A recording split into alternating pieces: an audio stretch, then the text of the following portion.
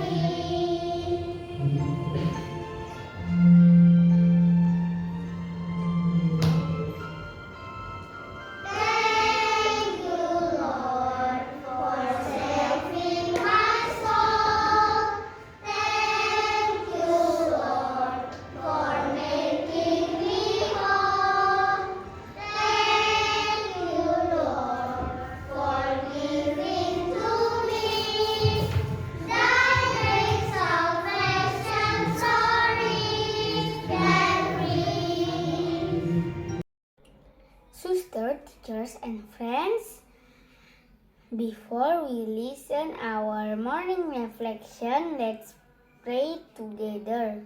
In the name of the Father, and of the Son, and of the Holy Spirit. Amen. Father in heaven, thank you for being with us from night till now. Now we will follow our morning reflection. Help us to understand it and do it in our daily life. Thanks, Father. Saint Anthony, pray for us. Amen. In the name of the Father, and of the Son, and of the Holy Spirit. Amen. Bacaan Injil. Pembacaan diambil dari Injil Yohanes bab 6 ayat 52 sampai dengan 59. Dagingku adalah benar-benar makanan, dan darahku adalah benar-benar minuman. Inilah Injil Yesus Kristus menurut Yohanes. Di rumah ibadat di Kapernaum, orang-orang Yahudi bertengkar antar mereka sendiri dan berkata, "Bagaimana Yesus ini dapat memberikan dagingnya kepada kita untuk dimakan?" Maka kata Yesus kepada mereka, "Aku berkata kepadamu, sesungguhnya, jikalau kamu tidak makan daging anak manusia dan minum darahnya, kamu tidak mempunyai hidup di dalam dirimu. Barang siapa makan dagingku dan minum darahku, ia mempunyai hidup yang kekal, dan aku akan membangkitkan dia pada akhir zaman. Sebab dagingku adalah benar-benar makanan, dan darahku adalah benar-benar minuman. Barang siapa makan dagingku dan minum darahku, ia tinggal di dalam aku, dan aku di dalam dia.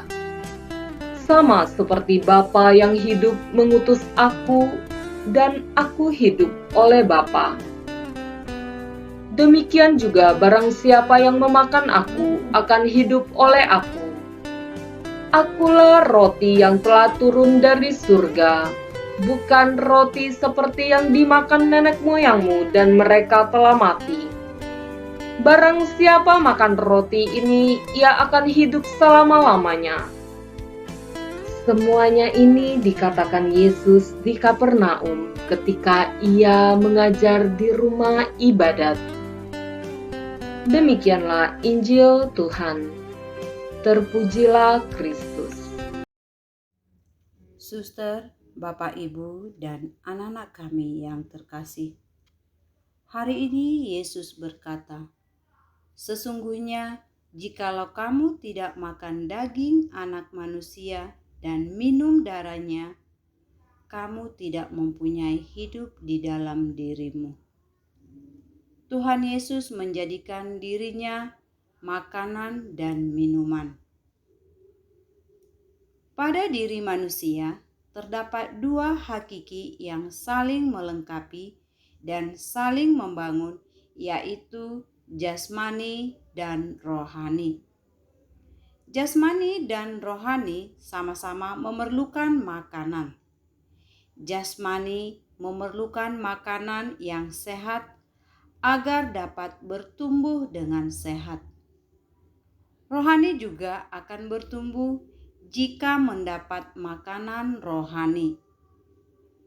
Makanan rohani yang dimaksud di sini adalah roti dan anggur yang adalah tubuh dan darah Kristus.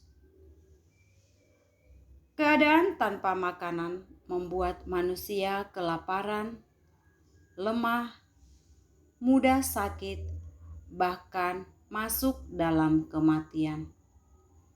Karena kelaparan ini pula lah orang bisa menjadi lupa akan ajaran Tuhan, mendorong orang untuk mencuri, untuk mengambil hak orang lain. Inilah mengapa Yesus memberikan dirinya sebagai makanan. Disinilah Yesus menguatkan kita, memberikan kekuatan baru. Yesus tidak menghendaki kita lemah, bahkan jatuh dalam dosa karena melanggar perintah-perintah Allah. Inilah hebatnya Tuhan kita Yesus Kristus. Ia tidak membiarkan kita berjuang sendiri dengan segala apa yang kita hadapi, persoalan hidup, problem, dan lain sebagainya. Tuhan Yesus memberikan dirinya untuk kita.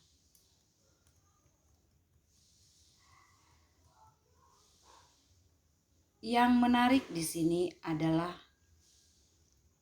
Yesus memberikan kepada kita Ekaristi, warisan Yesus untuk para murid-Nya, untuk kita gereja.